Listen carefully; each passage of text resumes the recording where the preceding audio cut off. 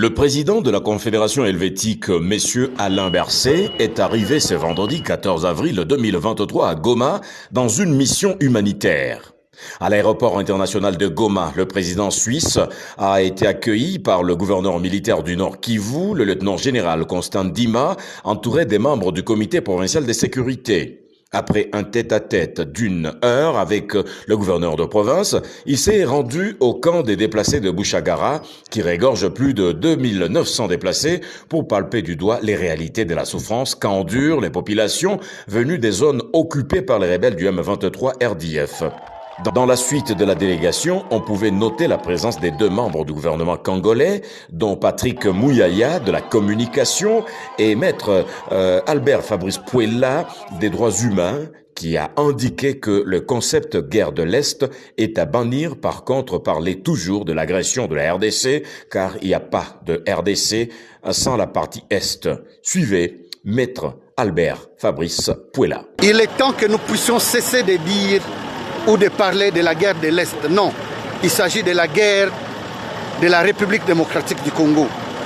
Parce que sans l'Est, ce n'est plus la République démocratique du Congo dans sa configuration.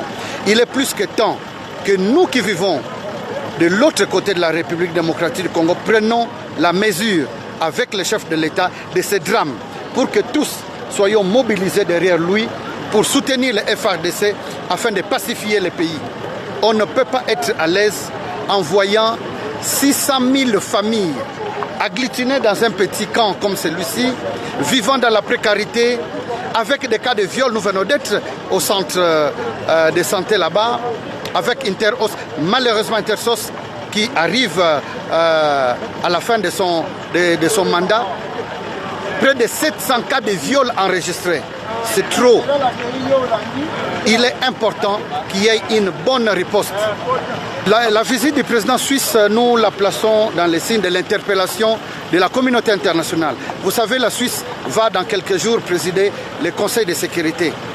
Les membres du Conseil de sécurité étaient venus ici, mais nous devons les dire que nous étions un peu déçus de la réponse, de l'absence de la condamnation du vrai auteur de tout ce que nous vivons ici. Nous ne devons pas les cacher. C'est le Rwanda qui transporte cette misère dans notre pays. Et heureusement que le chef de l'État, dans un ton ferme, dit clairement, parce que nous connaissons leur plan, armer les forces négatives, se mettre autour d'une table pour infiltrer et continuer à fragiliser notre armée. Nous avons dit NON, le Parlement dit qu'il n'y aura plus de négociations pour